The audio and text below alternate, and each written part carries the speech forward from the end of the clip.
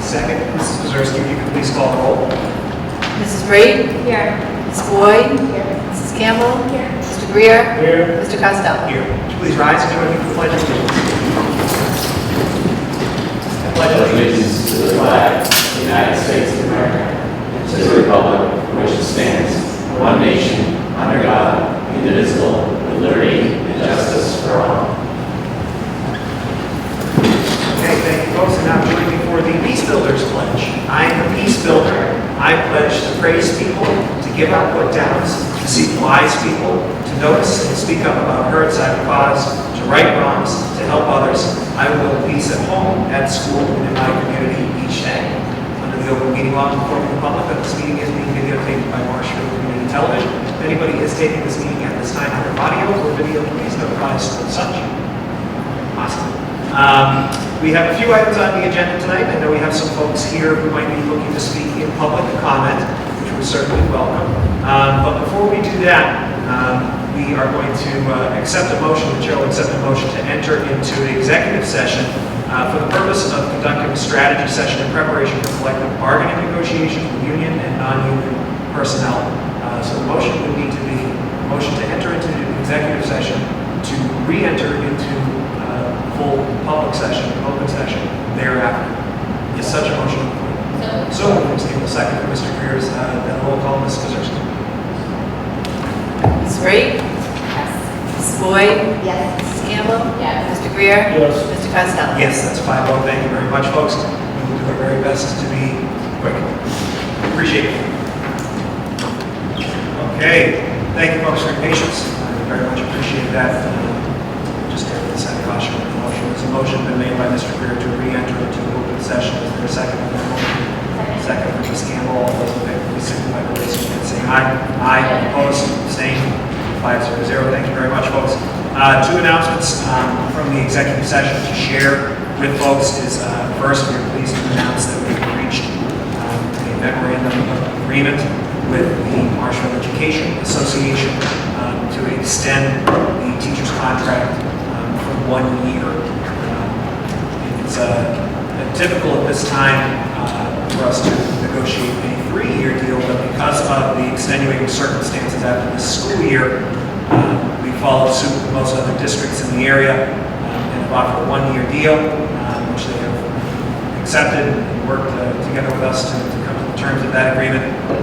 Very productive, collaborative negotiation. I want to thank Mr. Greer, who sat on that negotiating team. We had the pleasure of sitting on that myself as well, along with Mr. Granatino and our counsel, Mr. Dubois. Thank them, as well as the negotiating team for the MEA. Very pleased to share that news with folks that we do have that agreement in place with the Marshfield Education Association. The school committee is also pleased to announce that we have come to another decision in executive session with one of our non-union personnel on a contract extension. As folks may know, the contract for Superintendent Granatino would be up in 2023. But this committee, for many reasons, which will be elaborated on further later on in the agenda in item the last item on the list of the superintendent evaluation. This committee saw fit to offer Superintendent Granatino a 3-year extension on top of that. So that would bring the contract to 2026 for our educational leader. We're certainly happy to offer that to Superintendent Granatino. All the work that you do here is certainly appreciated. The next steps that will happen will be that Superintendent Granatino and I will work together to iron out the details of that.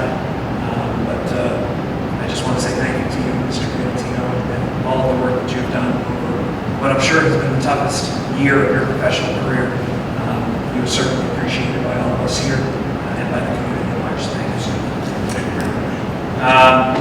That being said, we will continue with our agenda. I am going to just move a couple items around a little later on in the meeting. I'm going to start with our spotlight on excellence in just a moment. Then we'll go into our informational portion.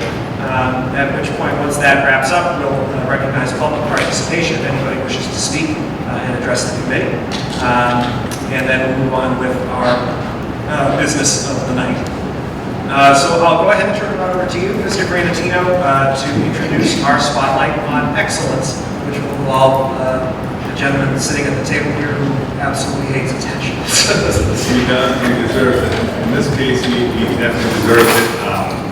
Mr. Miller, who is our wonderful assistant superintendent in charge of business and finance, also finds time during the day to volunteer countless hours working with our students at the elementary and middle school level and getting them involved in track and field. And the love of running that he has worked with a number of other parent volunteers to build up the program. I think it's probably one of the best feeder programs for our high school track program that you'll find in the South Shore.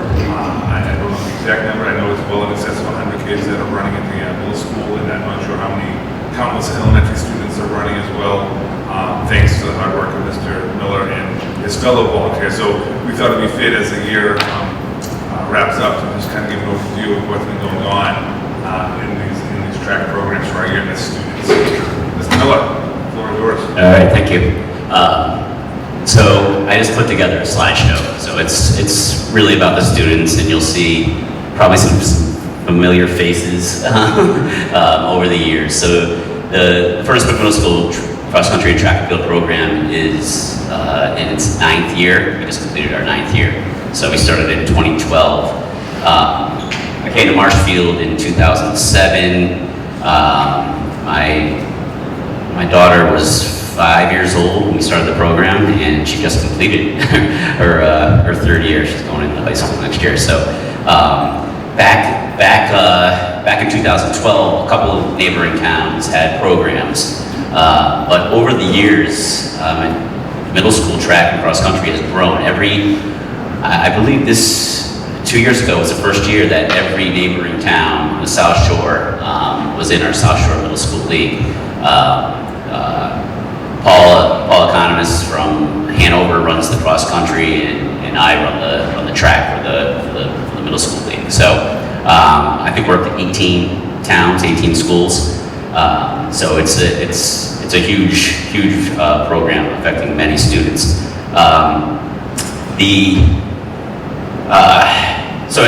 What it's all about is getting kids interested in activities from their school. I think most of us, when we were back in school, had middle school sports. And somewhere along the way, it became club teams, competitive town teams, and there's nothing at the middle school level. A few schools have some programs, but this was a real opportunity to have students represent their school. And as you can see through all these pictures, they represent Furnace Brook and Marshfield very well. What makes our program really unique is that it's basically, for those 9 years, has been run by volunteers. Parent volunteers, I'm going to give a special shout out to Kelly Christian. She was a Christian back when she volunteered, but the very first year we had our program, she stepped right up as a new middle school teacher. And as a new middle school teacher, it helped us out for a few years before she had her own kids. So, and then it helped us out. But just over the years, Terry Locke was one of the first parents that really helped build the program. And then Tamara Labullo has been basically really doing the head coaching while I do the organizing. And she's been with us for several years as well. And then just a few other names, Amy McDonald, who's the high school nurse, Lucy Canavan, Cindy Scully, Jen Penny, Kate McCabe, Andrea Robbins, Dave Kennedy, and Whitfield, Carrie Haley. Over the years, we've had a numerous number of parents step up and volunteer their time. Because without them volunteering their time, we couldn't handle 150 kids out on the track running around. So, as I said, the South Shore Middle School League, you saw there's several teams from around the area with a full schedule. Over the years, we've had hundreds and hundreds of students. I know we had 3 Boyds in varying capacities. I know we had at least a couple of Greers and a couple of Brzezinskis as well. So all our families, and it's just great to see them over the years, and how the program has grown. one of the great things is that it's fully funded. So as the business guy, I have to put that forward, is that it's a small fee, a small fee for the students to join, and we pay all of our operational costs from that small fee. And it goes to our transportation when we can travel, and hopefully can travel in the fall, our meat fees, and then we have end of the year get together at a local frozen yogurt establishment too. You may see a picture or two there.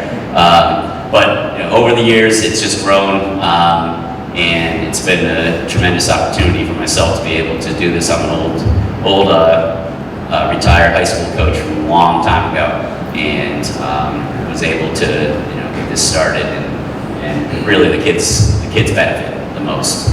And so just let's see, a few other bases I said. And if you want to learn a little bit more, it's FBMS XC Track on Instagram and Twitter, and that is the furnace program. Well, the pictures go on for days, 'cause we have people taking a lot of pictures. State meets. This is a few years ago. So the funny thing is, you see the 6th graders with the 8th graders, and then 2 years later, those 6th graders are the tallest, and the other kids are tiny. So it's great seeing, because the middle school years are the years where the kids really grow, and we've had a number of our students go on, obviously, to run cross country and track at the high school. Coach Ryan and Coach Shepard are two of the best coaches in the state, and our programs at the high school are tremendous. And then there's other students that go on and play other sports as well. So here's some of the things. This is a league meet where you can see students from the other schools, surrounding schools. I think that's probably where we end. And there's the pits. That's where we run the cross country course. The other thing I wanted to just bring you up to speed on was the Marshfield Elementary cross country.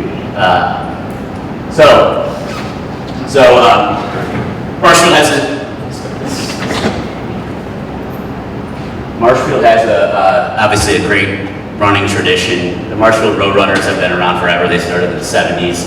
There we go. There's Miss Evie. These pictures obviously are elementary students.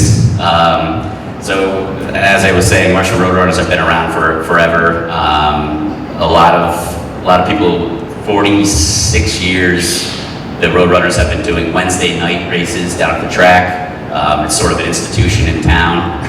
When I came here, obviously I took my oldest daughter, and my only daughter at the time, the Wednesday night races, and then 2 years down the line, I got talked into running that program. So on Wednesday nights, we've been doing the track races there. I've been doing those for about 10 years, but it's been going on for 46 years. And anybody who's grown up in Marshfield, I think, has spent some Wednesday nights in the summer at the track. But what's happened in the last few years, as I was doing those Wednesday night track races, a lot of parents were asking, is there anything else that goes around the rest of the year? So that's when I looked into starting the Roadrunners Youth Track Club, and that goes pretty much year round. We take the winter off, take a few breaks, but that's our 3rd year. But probably my favorite event of the entire year is this Marshfield Elementary Cross Country Invitational, and this was our 4th year doing it. And each year it's just an awesome thing to see students getting out and doing a little bit of running, but really representing their school.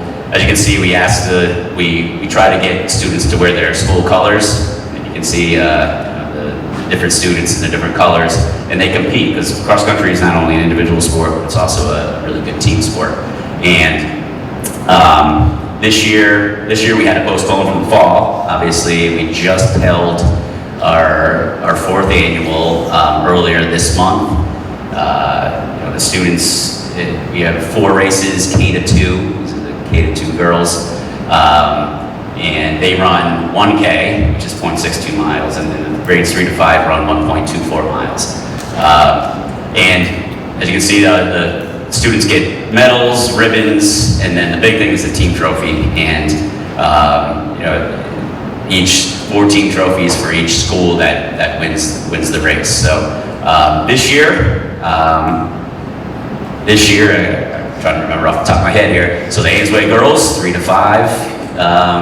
It was the South River boys, 3 to 5, and then K to 2, Martinson swept both the boys and girls. So what I'd like to do over hopefully come the fall, we have a bigger event and really try to integrate it a little bit more with our elementary physical education and our teachers there. 2 years ago, Mr. Jackson, Governor Winslow, he got the kids all ramped up, and Governor Winslow came out in full force and won 3 of the 4 races, and Mr. Jackson had them all pumped up. So, this year obviously was completely different, but in the future I'd like to see a little bit more of that, really integrating with the schools. The Marshall Boys and Girls Club, they allow us to use their grounds, and they're a great host.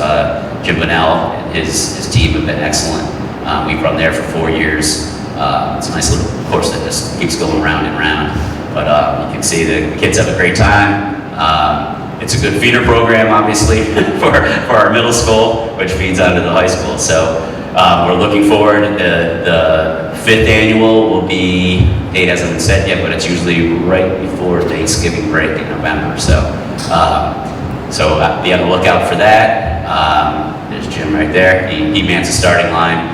But you can see the kids have a blast. They get to compete with their friends from school.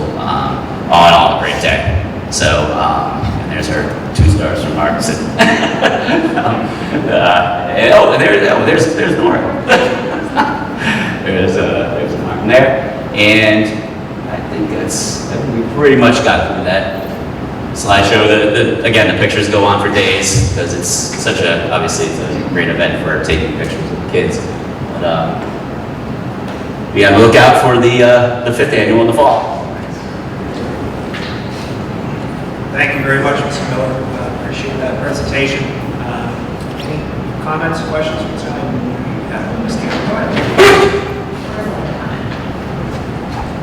Something that Mr. Miller probably wouldn't want to say because it's too much attention for him, but when Dr. Hart and I have been at the youth track practices that happen, just the races Wednesdays, there's practice Monday or Friday. It's Mr. Miller for the most part, and a couple of volunteers wrangling upwards of 160 to 100 kids. I mean, in 3 years that he's been doing it, it's grown from like a small. We went from every 30 to 60 to about 100. Yeah, and so if you want to see a fun show, like watch this because it's amazing. But just on a personal note, and for you that know Evie, like Evie doesn't take well to people. She's kind of more reserved, quiet child, but something about track and Mr. Miller really has made her over the past couple of years come out for a show.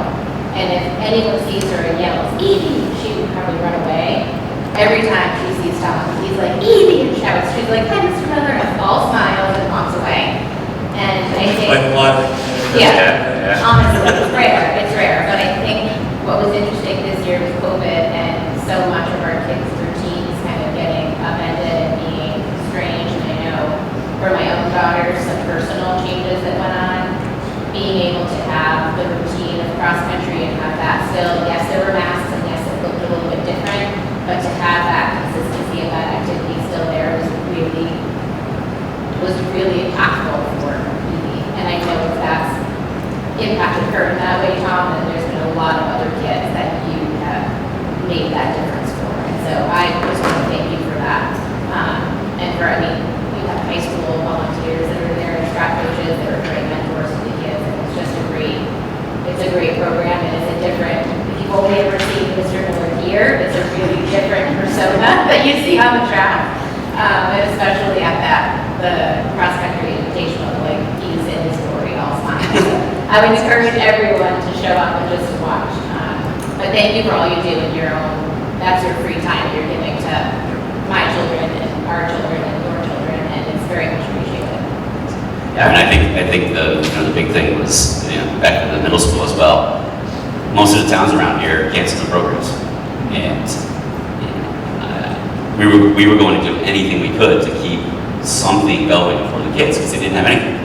And we were able to have, Middleborough had kept their program. We had never even knew Middleborough had a program, but they kept their program going. So they hosted us, we hosted them. We were wearing the masks, we were outside.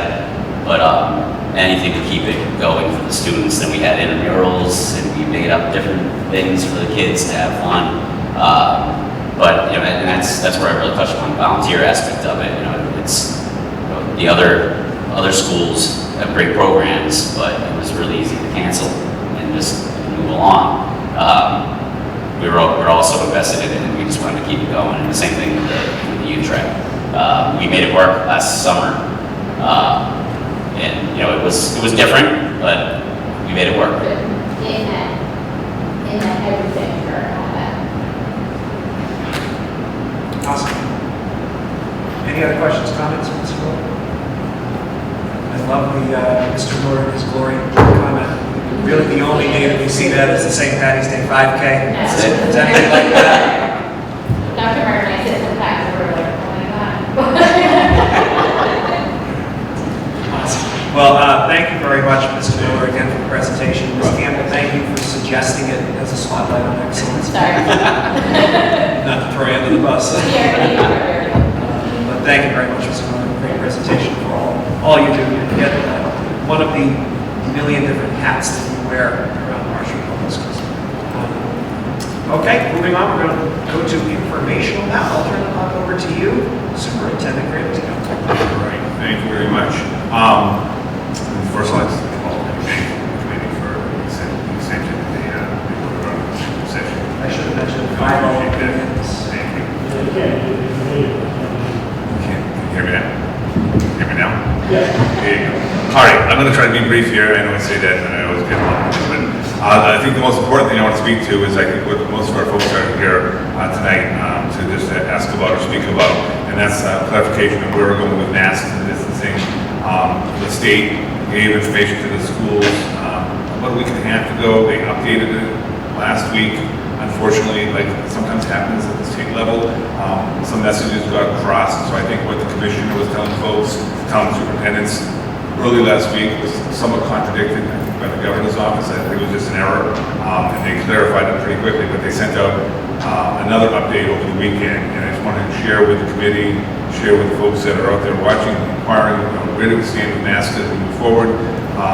I think pretty much all school districts are now done across the state. They kind of have three recommendations for those schools that were still open, that all the mask requirements that we went through throughout the year, and although they got modified throughout the year, some, whatever was there back when we were still in school, were in effect until the last day of school for any other districts that were out there that were still in school. For the summer, masking indoors and maintaining other health and safety guidance is not required, but is encouraged. So what that means is they feel strongly, the state still feels that those that are vaccinated should have masks on, but they leave it up to the districts to decide for themselves. And they stress that if they want to go without masks, that's fine. It's still within all the protocols put forth by the DPH. So, and I've talked to a number of other superintendents from around the region, and we're pretty much all lockstep in that. We're going to make, for the summer, our summer school, either extended school year or our summer learning camps that Dr. Martin's going to speak to, are going to be mask optional. So those that want to wear them, they can. They do not have to wear them. We're not going to have the distancing issues that we had in the school year because we're not going to have the numbers. But nonetheless, as much as possible, we're going to try to distance kids only for the reason of close contacts. So if someone was to come down with COVID, and again, the numbers, just so you know, I think you pretty much know, for the last 4 weeks, we have not had a case in the district. I think since May 7th, there's been nine cases. So over 7 weeks, there was 9 cases. But for the last 4, there hasn't been any cases among our staff or our students, knock on wood.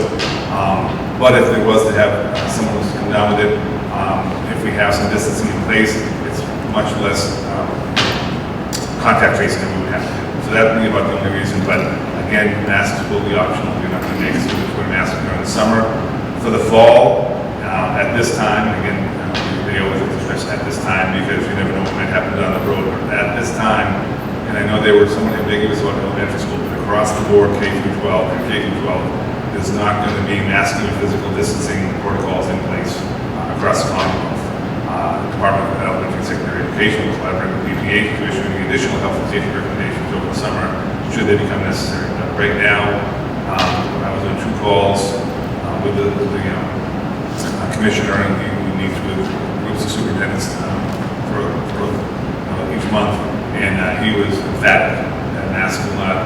They told us earlier in May, high school and middle school, we're going to have masks, elementary is TBD, but as of our meetings last week, no mask will be worn in school, and the distancing, so 6 feet, 3 feet, lunchroom, all of those types of things. The cohorts in the classroom or cohorts in the recess will not have to be part of any of our schools. So I just want to make that crystal clear to everybody. And we'll send out more notification, because not everybody watches our circulating meetings. But so I think that's good news to share. Okay, so I have a quick question. This has to do with the state, not us. Right? Okay. I mean, we did studies at work a year ago, March, right? And with mask, without mask, 54 feet was the safe distance indoors. 54 feet. MIT just released their study. They said 60 feet. Right? So you're off by 6 feet. We're off by 6 feet, yeah. But what's Marshall? Anyway, what is, we all know that the state doesn't understand science, especially. So what is the driver for contact tracing? Are we doing this for the flu, are we doing it for chickenpox, are we doing it for virus? Probably a question for the state. Yeah, I mean, right now we've not been told that we have to do any of that contact tracing for anything other than COVID-related matters. So Yeah, so what, I'm trying to understand how that's enforceable. And that doesn't work. State. I can't say it. Anyway, yeah, I just don't understand, not understand emergency, what are we obligated to do contact tracing? again, I think the contact tracing, sorry? I can't hear him. Yeah. He's not into the Can microphone. you hear me? I can hear you. I Okay. can't hear Mr. Okay, so what I was asking is, since the state, doesn't understand science, right, they just make up these rules. It seems like they draw things out of a jar every day, get the quarter in plastic. So, if there's, we're not in a state of emergency, what is the driver for contact tracing emergency behavior? Well, I mean, I don't know. Question for the state. Yeah, I mean, we're not paying anybody to do the contact tracing. Our staff will do the contact tracing that who have been doing it throughout the school year. We have nurses on board at all of our extended school year programs. But again, I'm hoping that we don't have to go down that path. I think the big step is that we're not going to have our children wearing masks. I know the burden that that's placed on students and staff throughout the year. So I look at that as a real positive.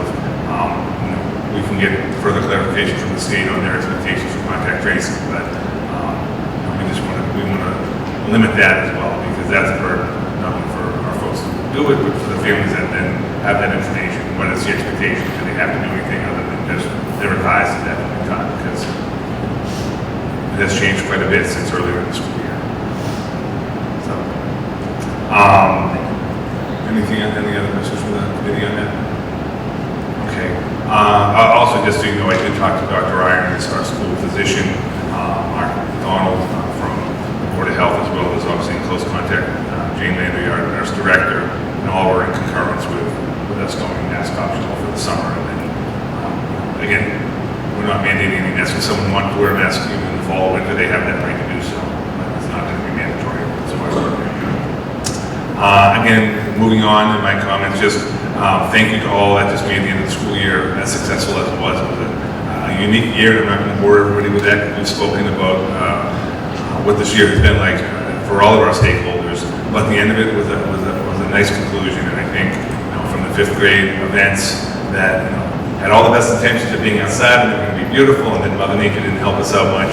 But I got to see many of them, and they were beautiful, and it was great to see parents and students smiling and enjoying those events. The 8th grade had some nice end of the year events for at the middle school for the 8th grade group going out. So that was nice to see. At the end of the school year, the high school was smooth as can be. They've done a nice job. We talked about graduation in the last meeting, so I won't go down that path again. There were some questions, and we sent out some information that tours for our middle schoolers going up to the high school and for our 5th graders going to the middle school, those will take place in August, various times. They have yet to be set, but we're excited about doing that. And then I just want to thank them, from our students to our teachers, to our nurses, to our parents, our custodians, our coaches, our school committee here who did so much, as well as even on the town side, town manager Mike Resco, Patrick Villarusso, who worked with us on many of the financial matters that allowed us to do what we needed to do this year. So I just want to thank them all because it really made for a unique year to run as smoothly as it did, even with all those challenges. It took all those people and stakeholders to be a part of that. So I just want to thank the community for that. And that's all I have to say. I know she's got an agenda item tonight, but I'll turn it on over to Assistant Superintendent Dr. Martin. Yes, I will cover almost every comment in my slides.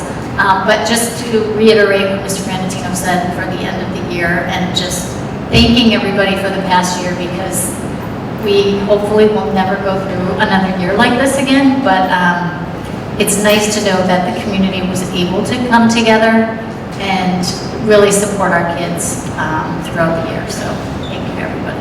Thank you, Dr. Martin. Mr. Miller, you're good about that. Any subcommittee reports at this time? No? Okay, seeing none, I'm going to enter into public participation. Basically how this will work is if you'd like to address the committee, you will get 90 seconds to do so. We'll ask you to introduce yourself, just state your name and the street that you live on. Ms. Campbell said you have a microphone there. The committee is not allowed to respond directly to questions, and we are not allowed to have discussion on anything that is not a posted item on the agenda, but we certainly welcome any comments that folks might have on anything you wish to address from the personnel.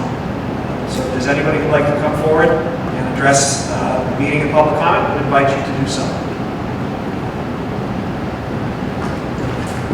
Great first one. Go right ahead.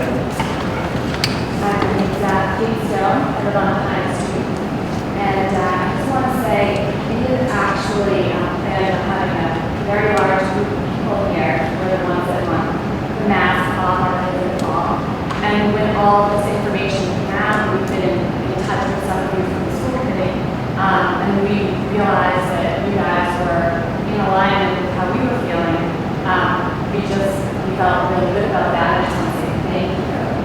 I know this whole year has been amazing. I've watched all of you guys put our kids first. I know that you care about their health and the community. We were coming here with, a lot of data and pages of it to say why we didn't think we should be mask wearing and all, but we don't have to present that.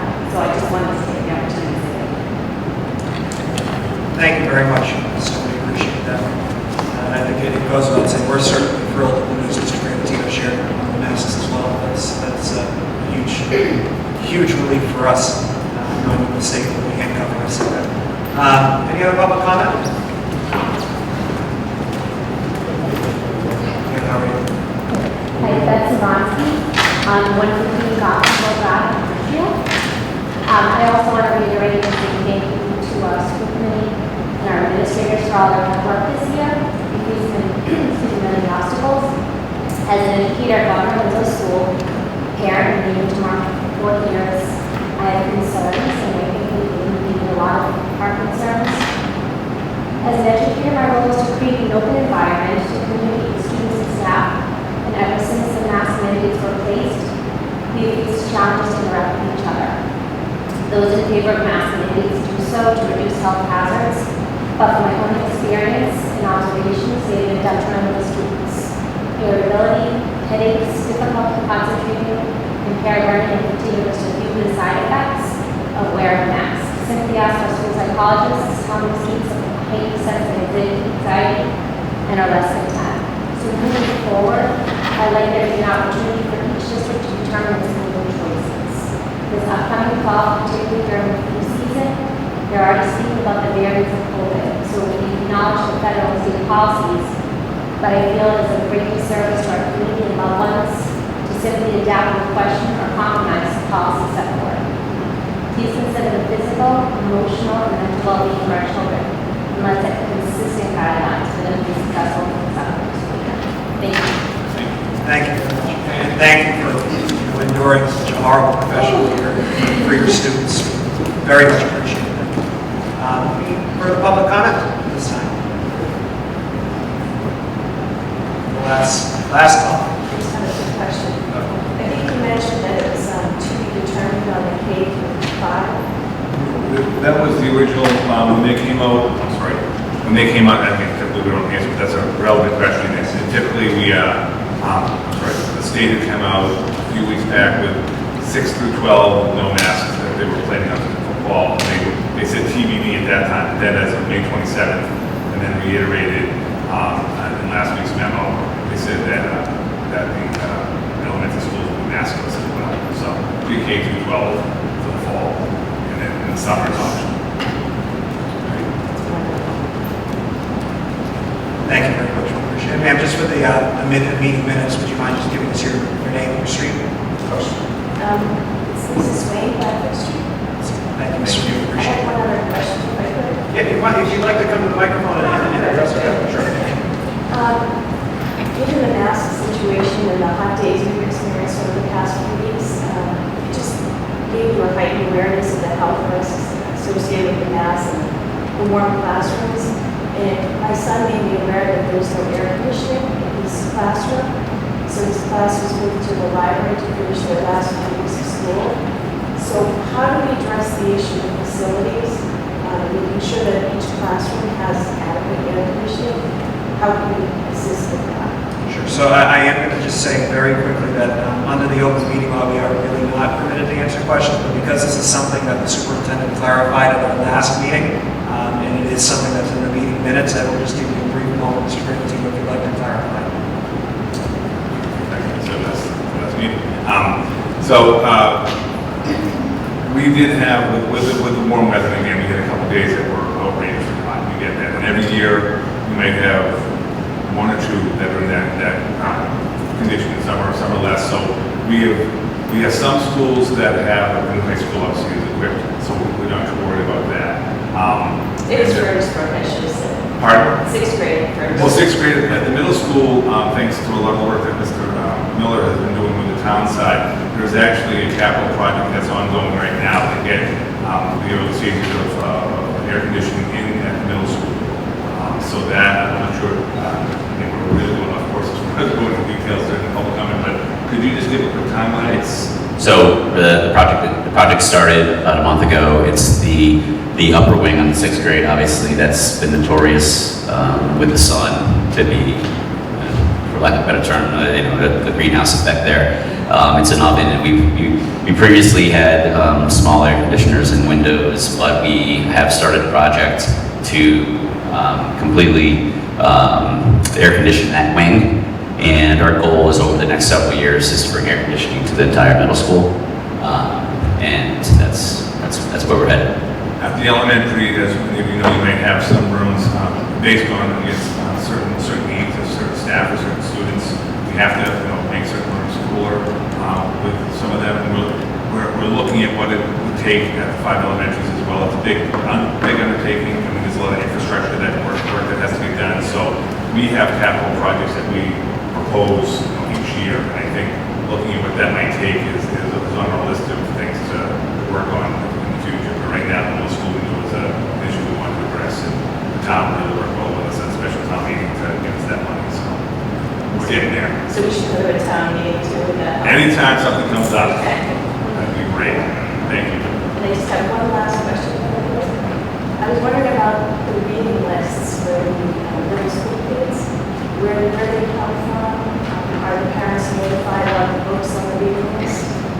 So that, and again, I was able to kind of stretched the open meeting on a little bit last time because of the meeting minutes. That's not something that's on the agenda, and I wish that we could give you a straight answer, but it is something that we'll take as a comment. And maybe if you'd like to email, you can email me, Sean.Costello@bsd.org. If you've got questions, and I'd be happy to answer. Actually, the best email, or Mr. Martell, but no, or Principal Cameron, or one of the assistant principals, they can give you that list. If you have a So parents are able to have some input in the meetings. Well, I think the list has already been made for this summer, but you're inquiring as far as what is up for summer reading.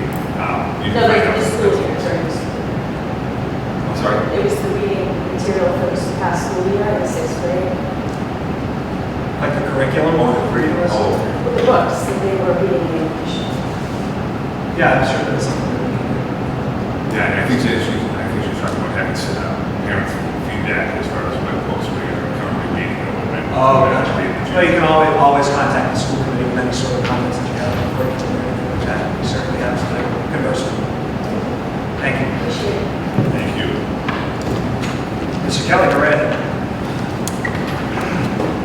Eric Kelly, used to have, since Marcel highlighted and discussed it over the agenda. I did commit to it, but regards to the mask situation. Because there were 5 elected school people in all areas that were following best guidelines. I'm trying to figure out what is the reason, or what would prevent you from going to excessive guidelines, see that you're a level body in town, and not going against what they do. What is the reason? What could be the possible consequences? I'm trying to understand, be sure. So for the library itself and that's the parents. The consequences would be breaking the law. That's it's not law. Yes, they absolutely have jurisdiction. There's state law that says that school committees are bound by mandates that are passed down by the state. Passed on by the state. Yep. What was passed on by the state? A mandate from the Department of Elementary and Secondary Education to wear masks. The state passed it down to.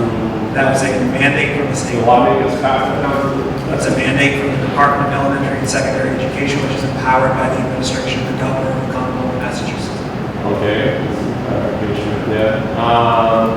So that would be the governor's mandates, you guys told that. Yes. All right, I appreciate it. Thank you, Mr. Chairman. Any further questions, comments on public comment before we move on to the next portion of the agenda? Awesome. Well, I got to say, it's our second meeting back in person, which is very exciting on its own, but having a crowd is something that we're not really used to, so thank you. It's awesome. Yeah, it's really nice to see everybody. Thank you to those of you who stepped forward to share public comment. And again, reiterating to anybody with any concerns, always reach out to us. We appreciate you being here. Thank you very much. I'm going to rearrange some items on the agenda for the evening with the committee's consent. Of course, Dr. Martin, we'll save the best for last. And that is okay with you. I did see the slideshow, and I look forward to hearing your presentation, but if it's okay with you, just want to get some of the smaller items out of the way. So we'll start pretty much in order after that. We'll start with the school district position, which is usually a very quick process, as well as the appointment to local collaboratives, then an update on the middle school library book surplus, which requires a vote from this committee, and then we'll talk more about the evaluation process of the superintendent, and I will share some of the comments of the committee on that evaluation. So why don't we start? I'll turn it over to you, Mr. Granatino, to start with the school district position item. This is pretty quick. Every year we renew the contract, an annual contract for our school position. This past year, Dr. Irons joined our district, and he's a well-known pediatrician in the area. He also does work for other schools. He helps out over at their academy, providing them with some medical assistance. He's actually at a camp right now that he's been doing for about 40 years. I think he said he does as a camp participant and a counselor, and then their physician out in Western Mass. But he did a great job. He was a real wonderful resource to lean on as we were dealing with many of the different iterations, whether they were coming from the state, whether they were coming from the DPH, the DESE, or federal folks. He was a great sounding board to work with. When we had numbers that did spike here and there, and he was able to give us guidance on steps we should be taking in conjunction with the Board of Health. And we just would like to continue his contract for the next year. I know he's very excited to stay on with us as well. I had a nice chat with him this afternoon on a few other matters, and he was thrilled to be able to come back and help for this next year. So we just get a motion and vote on the committee. Motion's been made by Mr. Greer. Is there a second? Second made by Ms. Boyd. As we said, this is an annual item. If anybody has any comments or questions before we move to a vote, recognize that now. Seeing none, all those in favor, please signify by saying aye. Aye. Opposed, abstaining, to 5-0 to Ms. Wazirski. Turn it back over to you, Mr. Granatino, to talk about our representatives to the Plymouth Area Collaborative and the South Shore Educational Collaborative. Yes. Again, annual votes that the committee takes. We are members of both the PAC, Plymouth Area Collaborative, and the South Shore Educational Collaborative out of Hingham.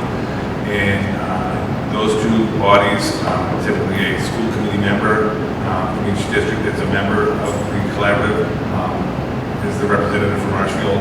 At the South Shore Educational Collaborative is the superintendent who sits in that role. So just need that vote of the committee to do that.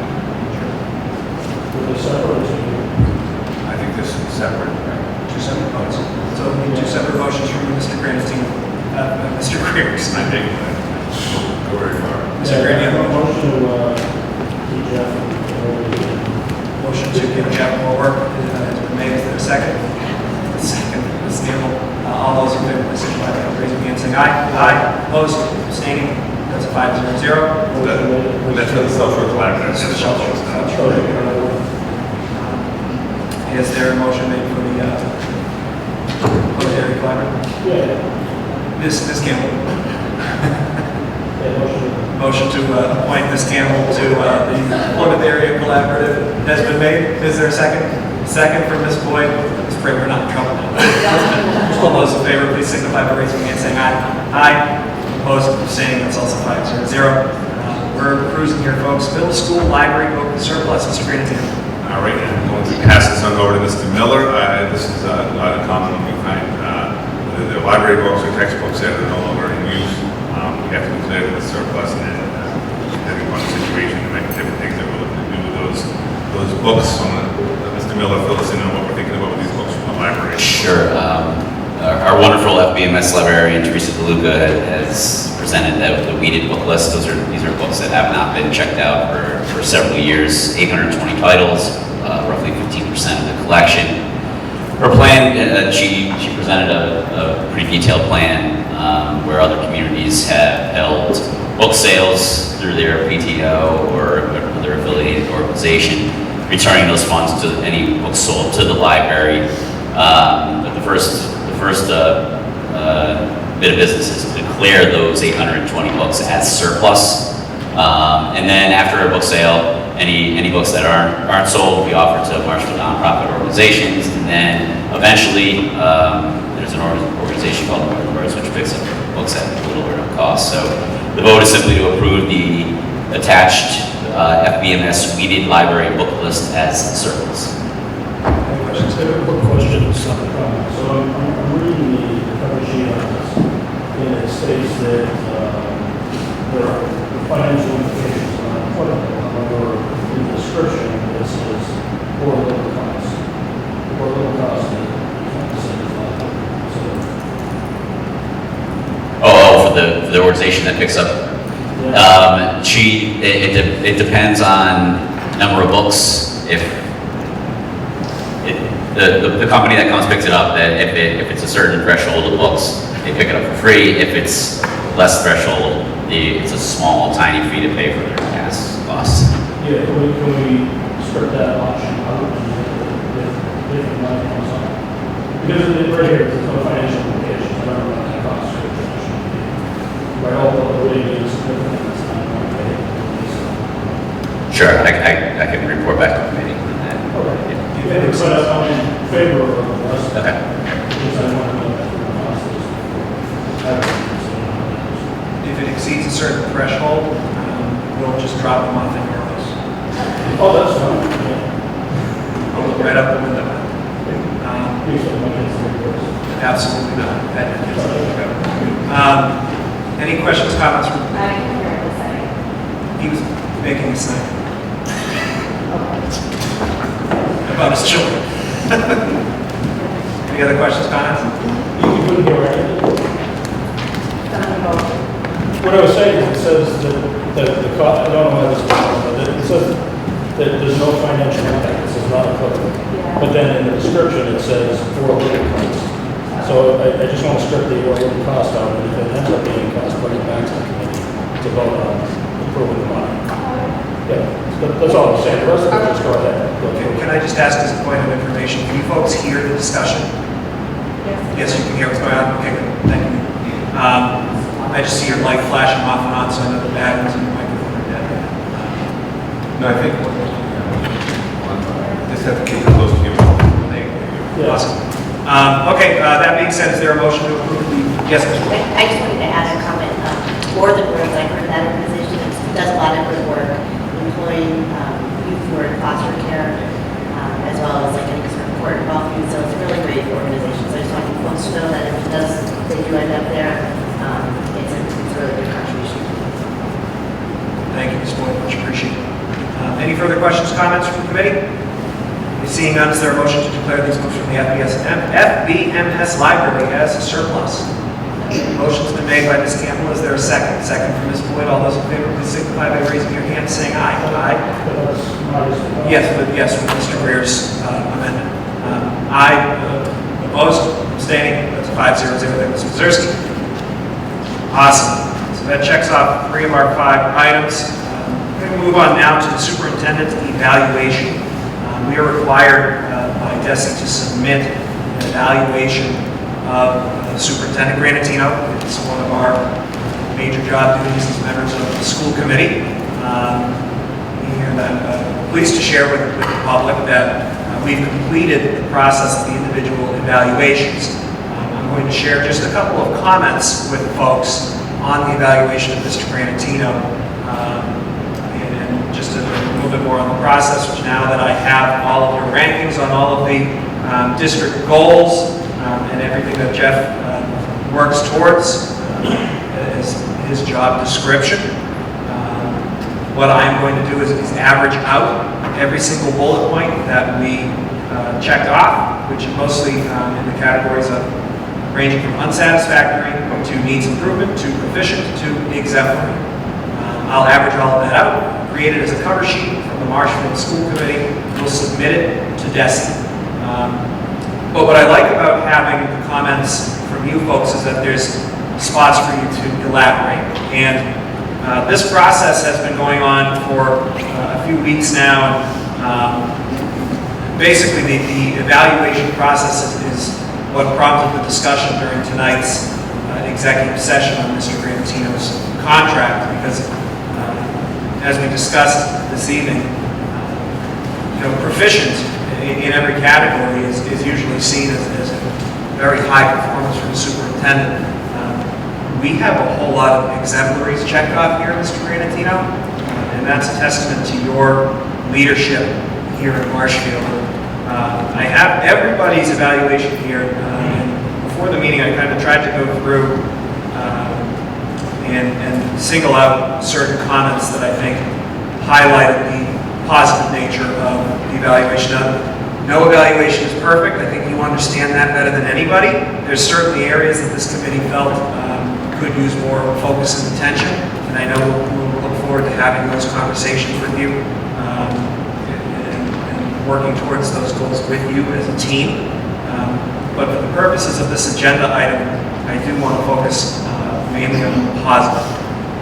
So I'm going to read just a couple comments from folks' evaluations, if you'll indulge me in that. Superintendent Granatino successfully guided our students, educators, staff, and families through the most challenging school year we've ever seen. Under his leadership, MESD implemented 4 different learning models throughout the school year to meet COVID-19 health and safety protocols, as well as evolving state and federal guidelines and mandates. Acknowledging that the hybrid and full remote models are not a substitute for the traditional full in-person instruction, Superintendent Granatino successfully led our district efforts to provide asynchronous and synchronous learning opportunities to all students to help ensure they receive a quality education under very challenging and unprecedented conditions. It goes on to say, an area where Jeff exceeds is in fostering a professional culture that prioritizes the physical and social emotional well-being of educators, staff, and students. Whether it's in his communication to staff and educators or his approach to issues of equity and inclusion, Jeff's leadership in this area is one that recognizes that social and emotional well-being is a critical foundation for teaching and learning. And again, these reviews go on to include different check marks and areas to elaborate on certain goals. And because I didn't clarify before, step 1 includes assessing professional practice goals, student learning goals, and district improvement goals. And step 2 includes 4 different standards that he was evaluating on a bunch of different bullet points underneath each of those standards. Standard 1 was instructional leadership. Standard 2 was management and operations. Standard 3 was family and community engagement. And standard 4 was professional culture. Saving that one. Bear with me, folks. Is that? Yeah, I can read something from yours. Not most of it.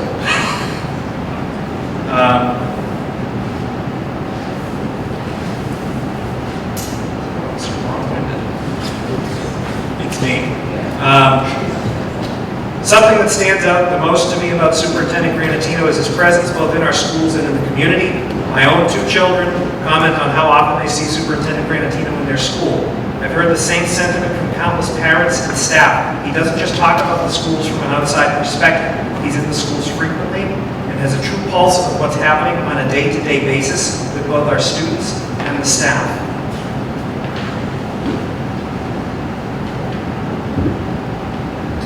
That evaluation goes on to say that Superintendent Granatino models high standards and continuous learning to his staff, students, and community members.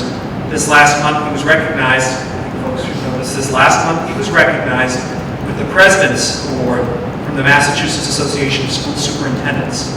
And has also served as the president of the MIAA. That's a big deal we haven't talked about yet at the school committee meeting that we recognize. I think that deserves a round of applause from Mr.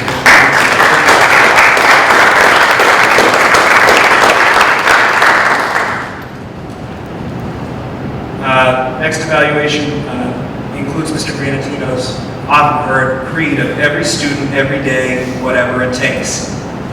For the last few years on the first day back to school for our teachers and staff, Superintendent Granatino has stood before 600 plus educators and instilled those words in them as our district's guiding light for the year. I've had the chance to observe closely as he carries out his duties and have spoken with many students, staff, parents, and other stakeholders on the culture that Superintendent Granatino cultivates.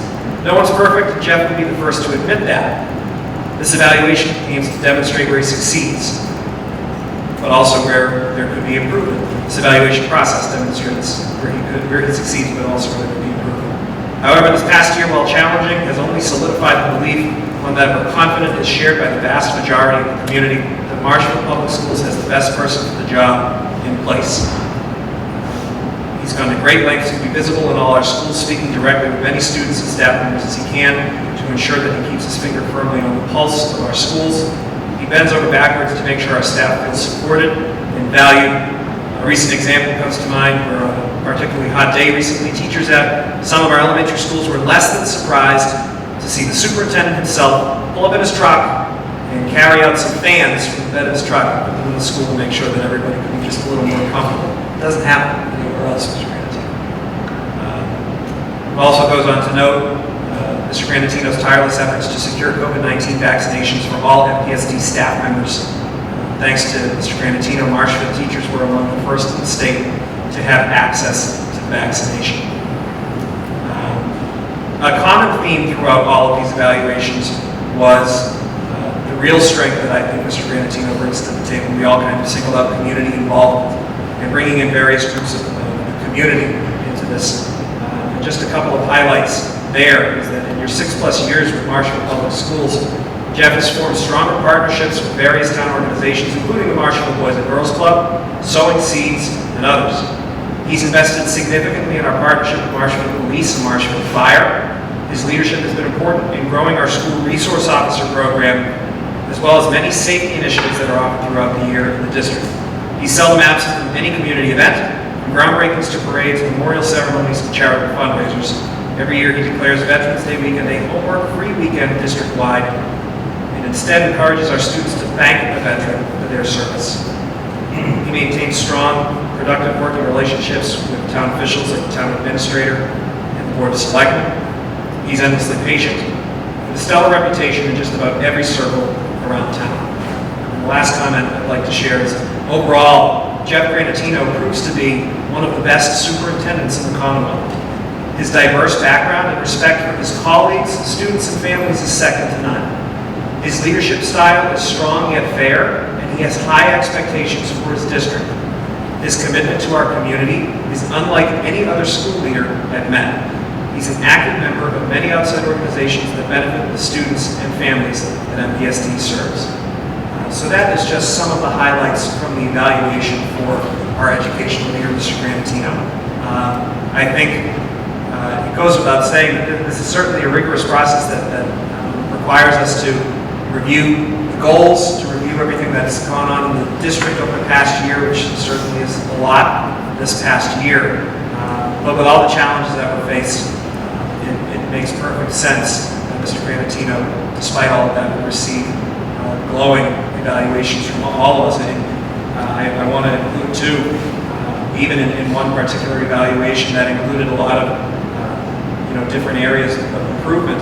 The ending, despite all of that, is areas to sustain. There are too many to list. I kind of think that says it all. So, Mr. Granatino, thank you. And for those who might have missed it earlier, we're thrilled to announce that this committee has unanimously, something that I should have included, unanimously, 5-0 vote, agreed to extend Mr. Granatino's contract another 3 years from what it is right now to keep some stability here in the district and ensure that the best superintendent in the state stays here in Marshall. So thank you, Mr. Granatino, for making our evaluation process work. It was actually very enjoyable.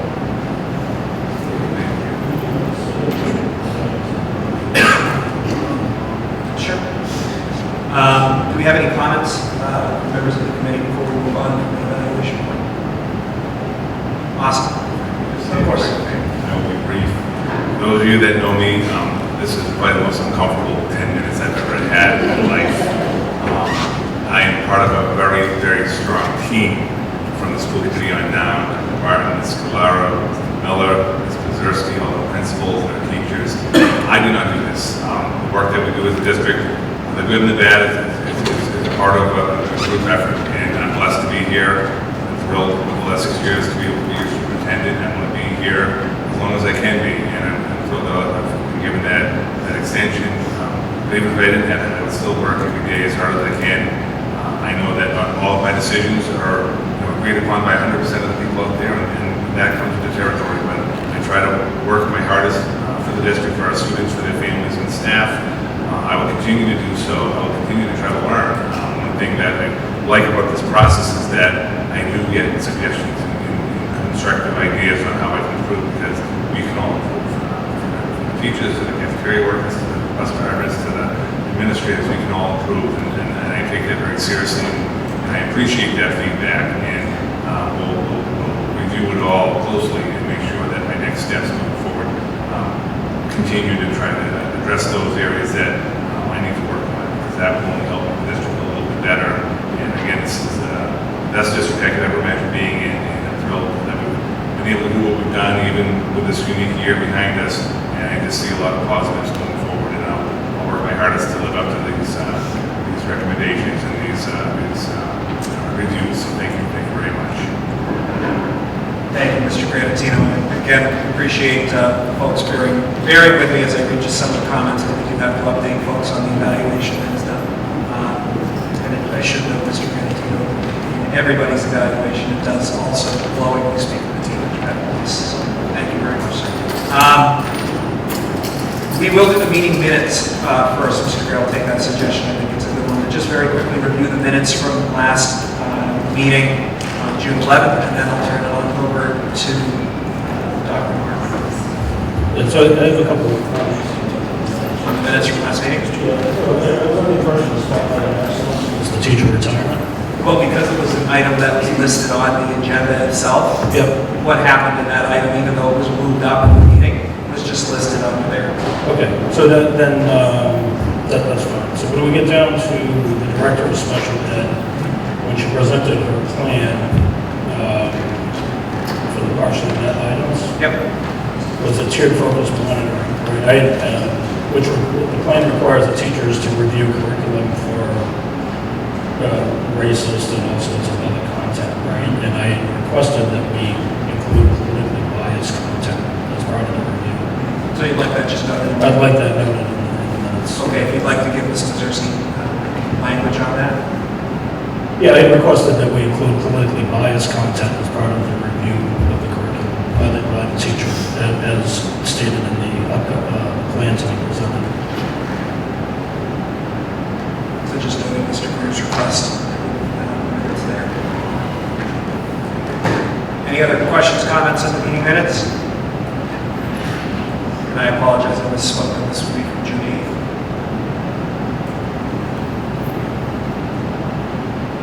Once folks have had a moment to feel comfortable and have a motion to approve the meeting minutes from June 8th, 2021. Motion to approve the meeting minutes from June 8th, 2021. Motion's been made by Mr. Greer to approve as amended. We'll look to the others for a second, because they just had a moment to review this.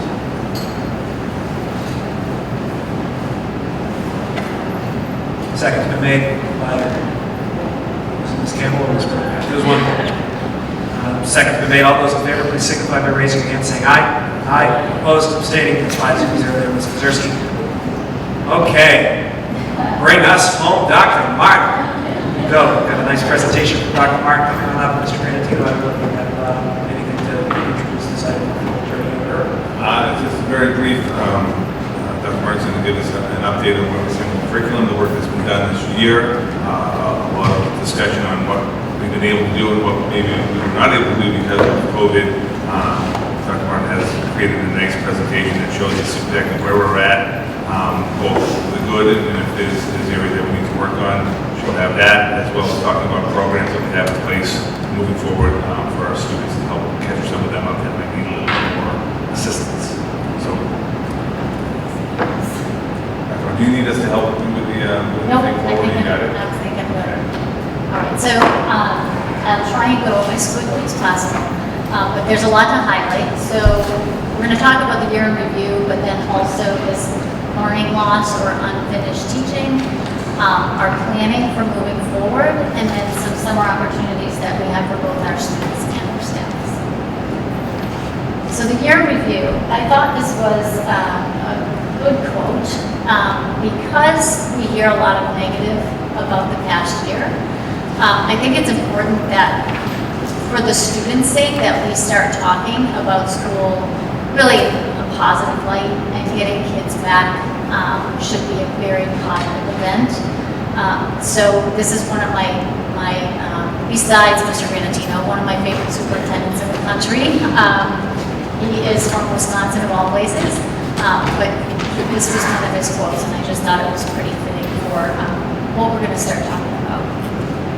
So, yes, the year was challenging, but we really want to look at it was insightful. It was life-changing, and we really have opportunities that we probably would not have had if we had not gone through everything we've gone through. So I'm trying to keep us in a positive mindset. So when my daughters were quarantined, I actually set up some office hours and just had teachers come in to a full Zoom. Like I opened a Zoom meeting for all day, and I invited teachers that knew me very well and that had worked with me before just to come in and have some open conversations. And one of my questions was really about what they saw that students gained this year. And as you can see, I think the list, just everything that the students, we automatically think about the technology skills, but there was so much more. Even as far as their peers, like becoming really much closer to their peers. It was difficult for them to be alone, but they did form some tight relationships with with kids who had been through the same thing. They became self-sufficient, absolute resiliency throughout the year. So those were some highlights. And so I was in a webinar the other day, and they had done, Boston Public Schools, MIT, and Harvard had done this Imagining September project, and they went out and they asked 150 teachers to interview their students about the past year and what had happened. And some comments that really hit home were some of the comments that our teachers made about resiliency and appreciating the little stuff. I love that comment that the little stuff isn't little anymore, it's the stuff. They were proud of themselves. They got to know themselves because of their alone time. So just highlights that the kids were able to pick out, and this was from across the Commonwealth. So just some highlights that kind of reiterated what we were seeing in our kids as well. And then one of our teachers actually interviewed her students and provided me with some of their responses anonymously. So she asked what they learned this year that would help them in the future. And so it really hits home what we were seeing in our kids and what we thought that they learned. And, you know, I love the last one. If we can get through a worldwide pandemic, we can get through anything. So these were out of the mouths of our own students about, you know, even taking care of yourself first is important, and they did learn that throughout the course of the year. And the other thing that she asked was, what's one thing you're grateful for that you may have taken for granted before? And so many of them talked about education and family, the time that they spent with their family and the strong connections to their family just kind of were the number one topic that came out of, you know, something that was not a great year, but they learned how to be grateful, I think, more than ever. And I think as adults also learned that throughout this year. And then the teachers themselves gained a lot this year as well. And they talked a lot about the closer relationships, being in students' homes and having students in their homes just brought a totally different relationship with the kids and the families. The collaboration was a big highlight. They worked probably more closely with their peers than ever before. And then just, you know, the appreciation for their colleagues and even offering this choice and this innovation and having this opportunity to really grow as teachers. So those were just some of the comments from our own teachers as far as what they thought they had gained this year. So this brings me to this quote, the most dangerous phrase in our language is we've always done it this way, and I use this with our department heads when we talk about our curriculum and how we're going to deliver our instruction. And so that really brings us to the opportunities that we have before us. And, you know, the teachers talk about, you know, continuing this collaboration, continuing the creativity, continuing ways to connect families to our schools and getting the parents involved, continuing the choice. And really something that came out is really to lighten what we are teaching, look at it in a different way, and really what should we be teaching? What is the main focus? Instead of trying to do kind of that wide range, try and go deeper with what we really want the kids to come away with. Again, the focus on mental health and social emotional learning, we need to continue that, and also the culture and relationships. We also mentioned, like, this is an opportunity to develop our student leaders. There were some kids that really ran with it this year, and this is really an opportunity to do that as well. Yep. You go back to this, so I'm looking at the. Please, please. I didn't know this. If anybody-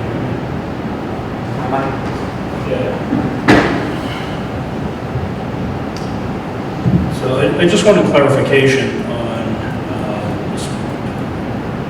the sixth one from the bottom, as far as adding diversity in the curriculum and raise awareness. So it says, what aren't we teaching? But I'm curious as to what we are teaching as part of that. I think it's because we're going so wide with so many topics, what aren't we getting to? Like, what are the important things that we're not getting to, basically? I think it has to do with not just diversity as far as race and culture. I think it's adding diversity even, for kids who have special needs, or how do we add diversity to what our kids are seeing, and how can we kind of almost, help them to see that differences aren't bad and they're everyone as well. I think that's really the bottom line. We talk a lot about equity, and it's equity for all. So that goes from race, culture, right to disability, socioeconomic status, your sex, your gender, everything. So, we're just talking about raising awareness for maybe things that we need to raise awareness for, and what aren't we teaching because we're doing something else. So there's no hidden agenda there. It just was a comment from a teacher that this is an opportunity for us. Right. So I have a follow-up question. I'm not trying to sharpshoot you here, but certain words are trigger words for me, especially the word equity, right? So, you're playing poker and you buy in for $100. It doesn't matter if you're out on the first hand, everybody splits the pot at the end, which is different than equality, right? So are we teaching equality or are we teaching equity? No, equity is different because equity is really about every child or every student getting what they need in order to succeed. Equality is everybody gets the same thing and makes it equal. So that really is the difference in the definition between equity and equality. So I'll argue that at a different time.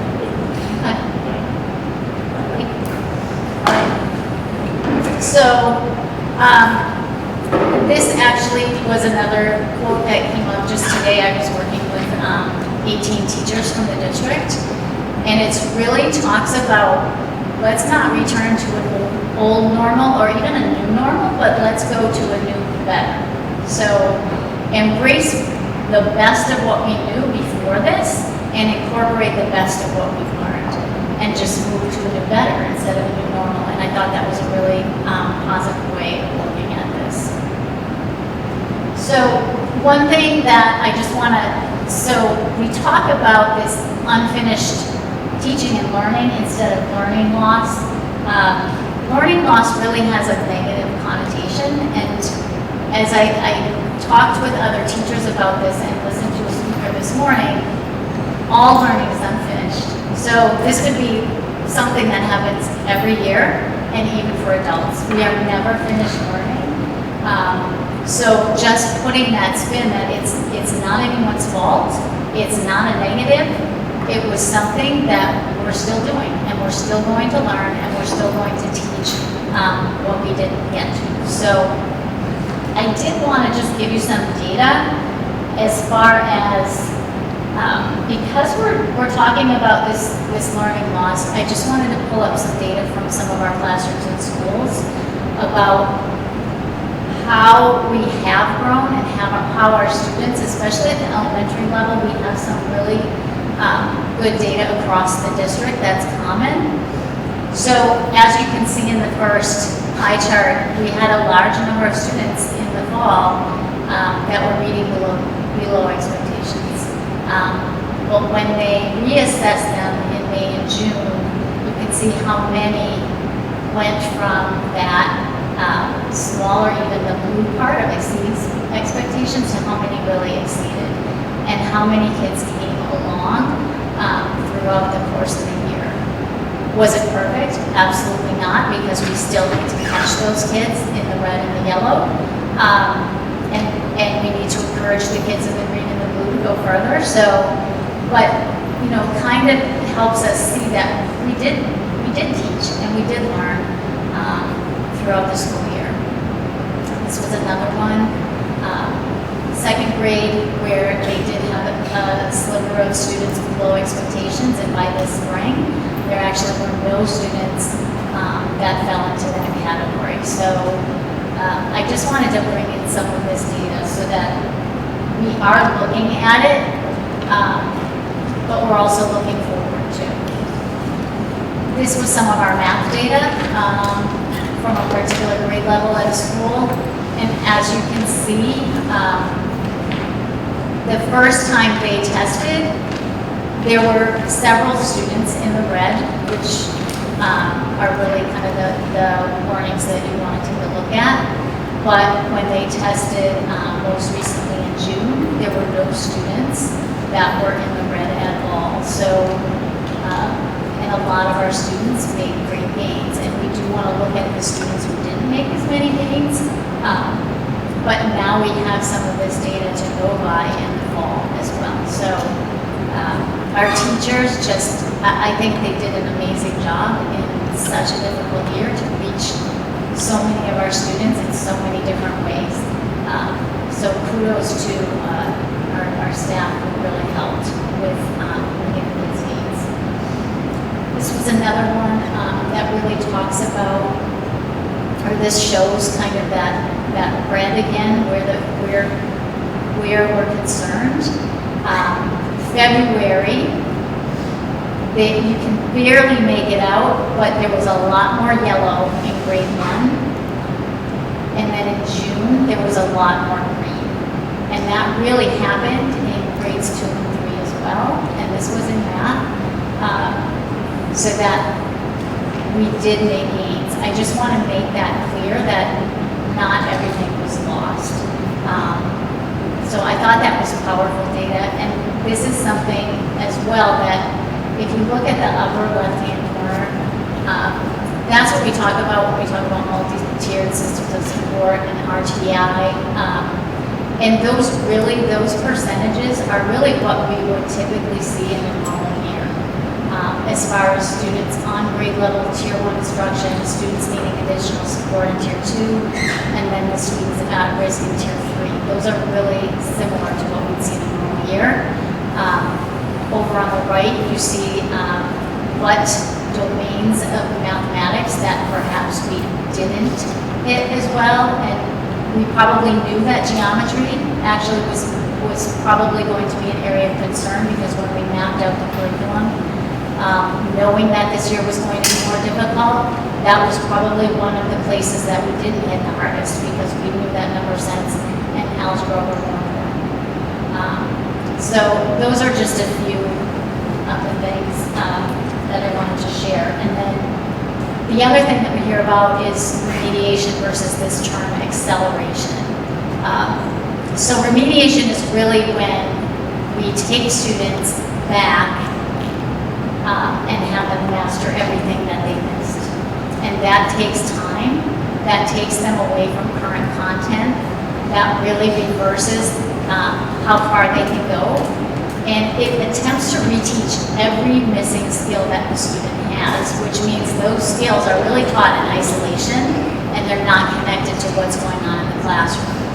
So instead of remediation, what we want to try and do in the upcoming year is this acceleration. So it's really looking at the curriculum, and that third bullet down about just-in-time skills. So if we do pre-assessments, for example, we can see what skills some students might be behind in right before teaching something, so that it's relevant and it's immediately applied, rather than having it as a separate kind of group of kids who needs this remediation. We're really looking to move forward. We're looking to have all kids access grade level content. We are not looking to reteach units from the years prior, because that will only move us behind. So that's, so rather than remediate this year, we are going to try and accelerate. Of course, we'll remediate where necessary. There's always going to be some students that need assistance in areas, and that will happen.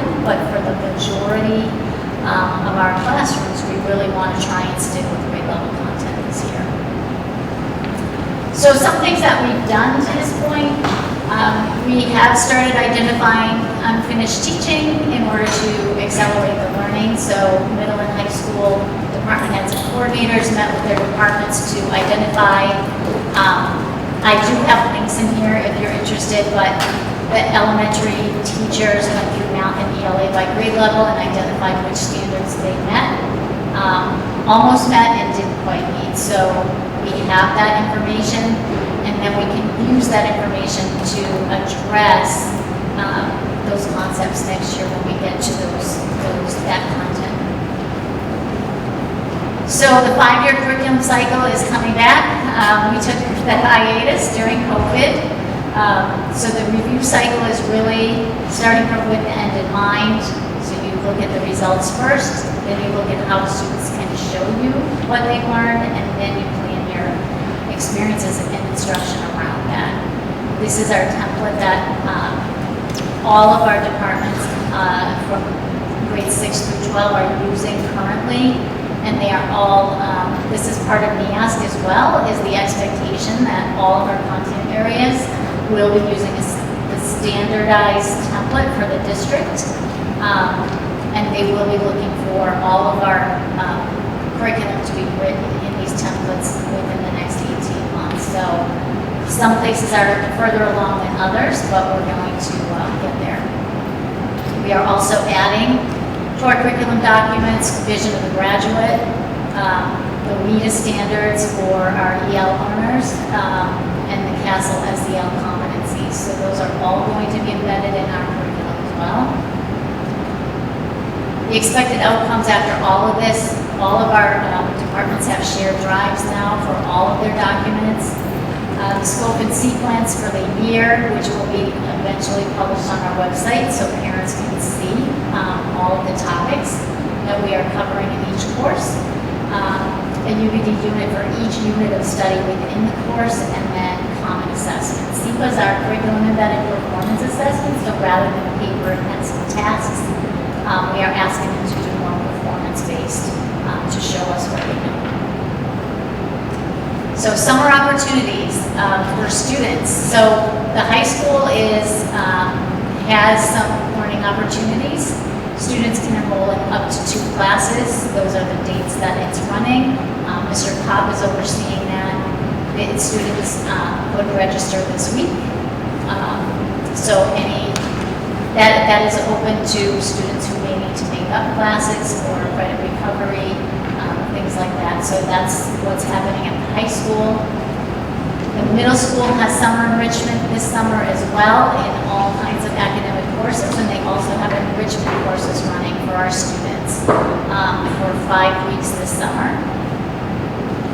And then at elementary, well, this actually is for middle and elementary, is our Jumpstart program for our English learners that Mary Bradshaw oversees. She's been running this, I think this is probably her 3rd or 4th year. So she invites some of the ELs to this 1-week Jumpstart program, and they focus in on math, literacy, and routines. This is the first year bus transportation is being provided for those students, so that it will make it easier for those families to arrange for those students to come to the program. Quick question. I don't know if my phone works, but can you hear me? Yep, I can hear you. Okay, so, what was it, 8 to 12 or 8 to 10 was the summer school for high school? 8 to 11 8 to for the, 11. sorry, for the high school. The hours were, but, so I've had a couple parents actually reach out to me, and wondering if there's like remote opportunities and other opportunities for kids that may have work during that time. No, even the Department of Ed actually said they want summer learning to be in person this summer. So we were not asked to provide any remote opportunities, and we do want students in person as much as possible. So in addition to our extended year program that Ms. Scalara oversees, we also are starting an elementary RAM summer step-up program for our elementary students. I had mentioned this earlier, and you know, our teachers are exhausted. So, you know, we did have some wonderful people step up to teach this summer. So we are offering two-week in-person sessions. This is right now by invitation because we had to limit the number of students. So Ms. Bolts and Ms. Smith from Martinson have been helping me coordinate this. And they've been sending out invitations via email and getting responses that way through a survey. So this is running only Tuesday, Wednesdays, and Thursdays. It will be held at Martinson along with the extended year program so we can have a nurse on staff.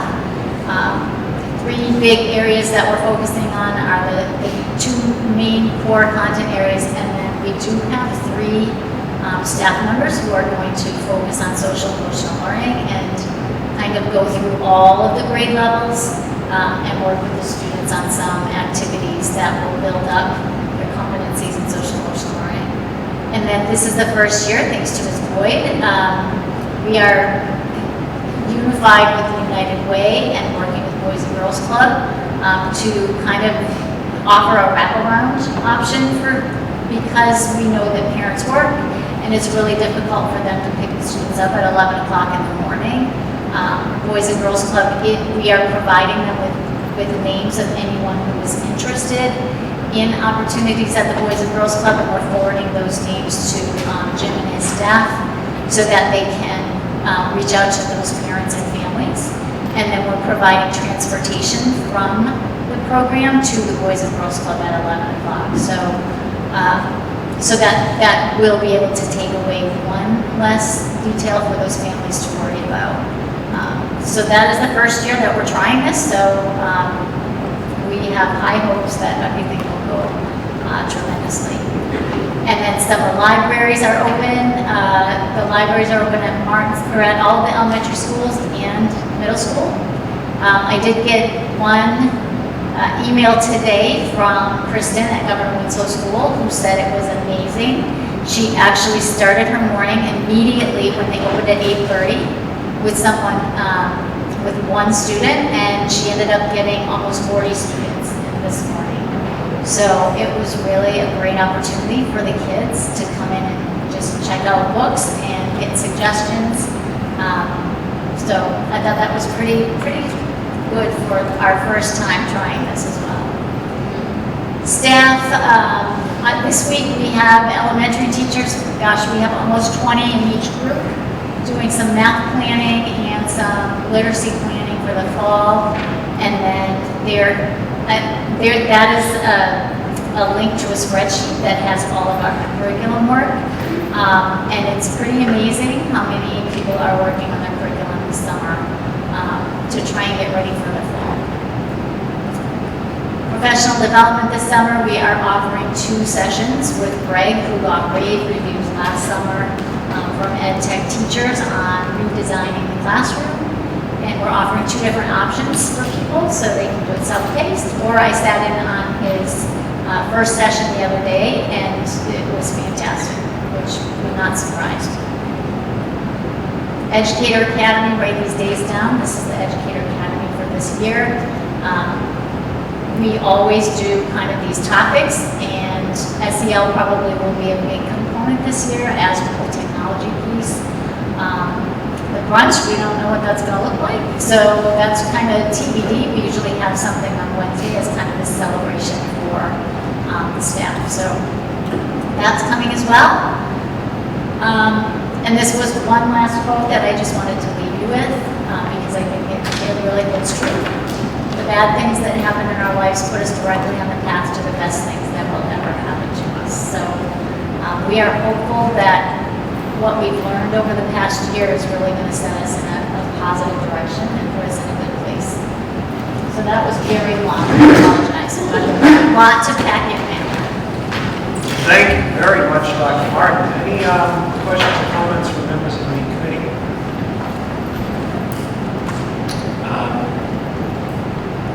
Ms. Boyd, please. This was an outstanding presentation.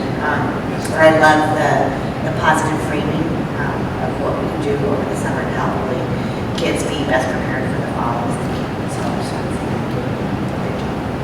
Yeah, and I want to add on to that, just the positivity of I don't feel like it was whitewashing or erasing the difficult year at all. I just think it's kind of reclaiming it as something that could be turned into a positive, teaching the students a valuable lesson of rolling with the punches. What's that? Okay. I'll just be another couple of minutes. But I think some of the positives that I saw there would be the technology integration. I think that's really something that was a positive that we can take out of this. I like the notion that there'll be a central Google Docs for every department, further enabling teachers to share best practices. I think you deserve a lot of good. As Boyd said, it was a fantastic presentation. Definitely a lot of things that we can take and make education in Marshall even better. So I appreciate knowing that you're already hot on its trail and look forward to helping however this committee can. Ms. Campbell, do you have something? Go ahead. I did. I do think it's really interesting to ask children what they remember of this year. I asked my own 2 kids and I was expecting it to be like, oh, it's awful, this and that. And aside from wearing masks, which I didn't enjoy, everything else was something positive. Oh, this one time on Zoom, such and such happened. It was all these funny stories that happened both in the hybrid model and when they were back at school, all together. And for me, of course, I understand all kids are different, but I think all of our students in general are so resilient, and they did take away so many great things. You touched on some of them, and I'm just thinking of my own kids, time management and being self-sufficient. Just this past few days, traveling on an airplane in California, driving, and the girls were like, what time do you have to be there? You should do this, and making a list. And I'm like, what is happening? And that wouldn't have, I just think our kids did learn a lot this year that I do think will serve them really well in the future. I do think, how we frame it and how we talk to our kids is really going to be a game changer. Because we could talk about all of the negatives, there were a lot. But when you're talking about bringing kids back in the fall, we really want to celebrate what we did.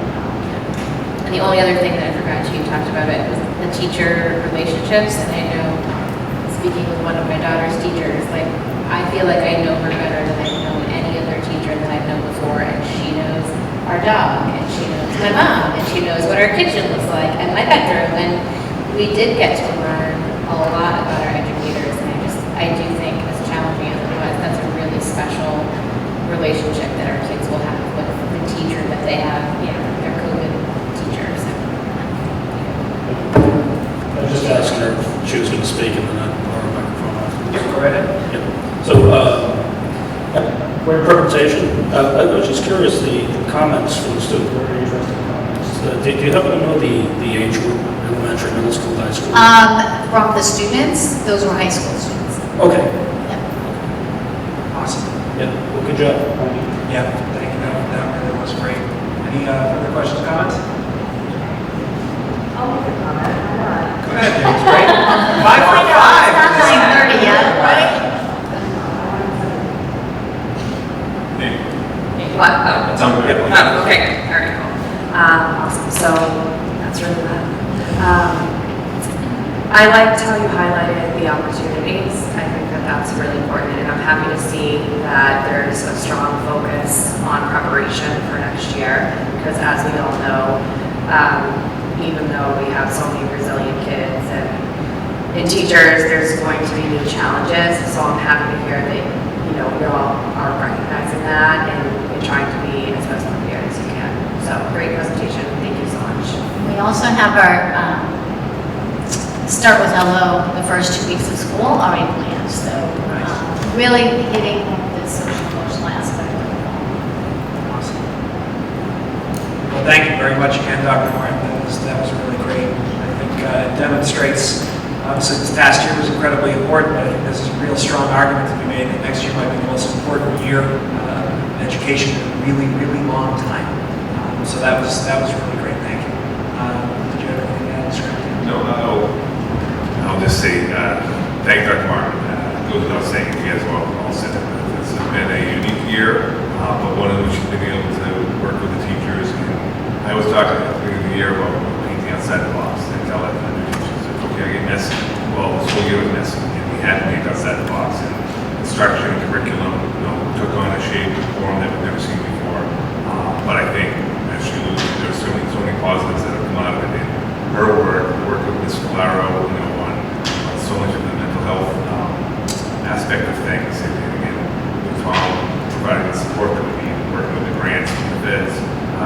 pay for all this work.